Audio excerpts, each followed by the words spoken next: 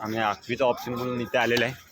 हा आमचा थकून माणूस इथे बसलेला आहे आणि हा दुसरा तिथे गाडी बघत आहे जाण्यासाठी.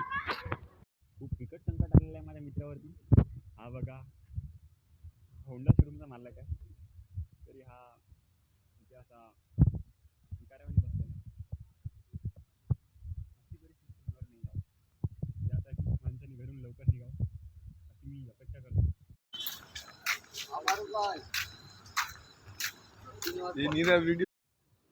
आनंद विहार इथून 1600 मीटरवर आहे आणि हे आम्ही रात्रीचे 1:07 झालेलं असून आम्ही चाललेलं आहे.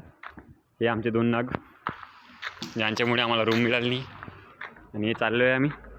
हे बघा कसे नाचत नाचत जात आहेत आणि फायनली आम्ही आनंद सागरसाठी जात आहे.